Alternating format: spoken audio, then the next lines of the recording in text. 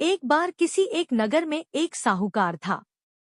उसके घर में धन की कोई कमी नहीं थी, लेकिन कोई संतान न होने के कारण वह बहुत दुखी था। संतान प्राप्ति के लिए वह हर सोमवार को व्रत रखता था और पूरी श्रद्धा के साथ शिव मंदिर जाकर भगवान शिव और माता पार्वती की पूजा करता था।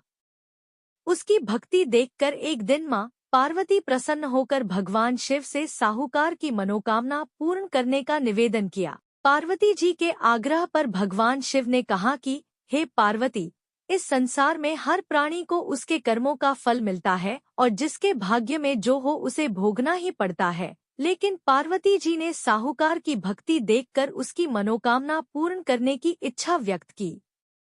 माता पार्वती के आग्रह पर शिवजी ने साहूकार को पुत्र प्राप्ति का वरदान तो दिया, लेकिन उन्होंने बताया कि यह बालक 12 वर्ष तक ही जीवित रहेगा। को साहूकार सुन रहा था, इसलिए उसे ना तो इस बात की खुशी थी और ना ही दुख। वह पहले की भांति शिवजी की पूजा करता रहा। कुछ समय के बाद साहूकार की पत्नी ने एक पुत्र को जन्म दिया। जब वह बालक 11 वर्ष का हुआ तो उसे पढ़ने के लिए काशी भेज दिया गया।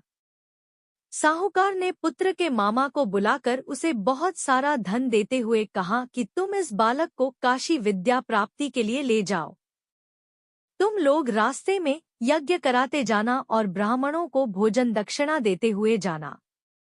दोनों मामा भांजे इसी तरह यज्ञ कराते और ब्राह्मणों को दान दक्षिणा देते काशी नगरी निकल पड़े।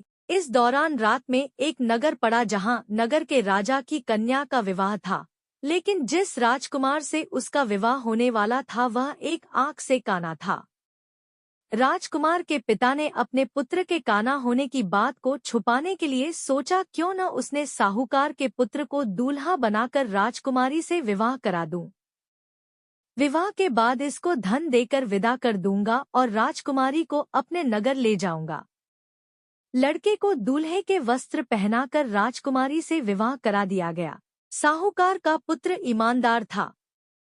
उसे यह बात सही नहीं लगी, इसलिए उसने अवसर पाकर राजकुमारी के दुपट्टे पर लिखा कि तुम्हारा विवाह तो मेरे साथ हुआ है, लेकिन जिस राजकुमार के संग तुम्हें भेजा जाएगा वह एक आंख से काना है। मैं तो काशी पढ़ने जा रहा हूँ। जब राजकुमारी ने चुन्नी पर लिखी बातें पढ़ी तो उसने अपने माता पिता को यह बात बताई। राजा ने अपनी पुत्री को विदा नहीं किया, फिर बारात वापस चली गई। दूसरी ओर साहूकार का लड़का और उसका मामा काशी पहुंचे और वहां जाकर उन्होंने यज्ञ किया। जिस दिन लड़का 12 साल का हुआ उस दिन भी यज्ञ का आयोजन था। लड़के ने अपने मामा से कहा कि मेरी तबीयत कुछ ठीक नहीं है। मामा ने कहा कि तुम अंदर जाकर आराम कर लो। शिवजी के वरदानुसार कुछ ही देर में उस बालक के प्राण निकल गए। मृत भांजे को देख उसके मामा ने विलाप करना शुरू किया। संयोगवश उसी समय शिवजी और माता पार्वती उधर से जा रहे थे। पार्वती माता ने भोलेनाथ से कहा, स्वामी, मुझे इसके रोने के स्वर सहन नहीं हो रहा, आप इस व्यक्ति के कष्ट को अवश्य दूर करें। जब शिवजी मृत बालक के समीप गए तो वह बोले कि यह उसी साहूकार का पुत्र है जिसे मैंने 12 वर्ष की आयु का वरदान दिया था। अब इसकी आयु पूरी हो चुकी है। लेकिन मातृभाव से विभोर माता पार्वती ने कहा कि हे महादेव, आप इस बालक को और आयु देने की कृपा करें, अन्यथा इसके वियोग में इसके माता पिता भी तड़पत कर मर जाएंगे।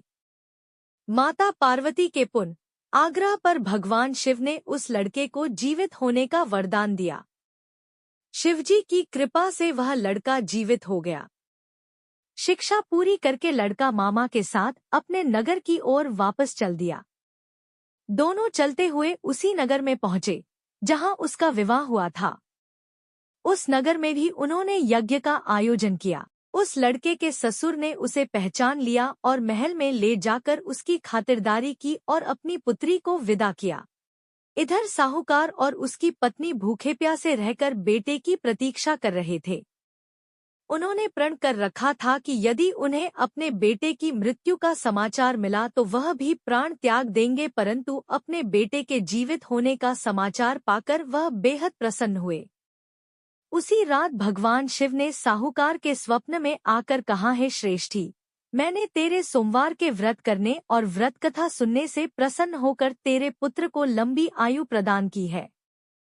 इसी प्रकार जो कोई सोमवार व्रत करता है या कथा सुनता और पढ़ता है, उसके सभी दुख दूर होते हैं और सभी मनोकामनाएं पूर्ण होती हैं।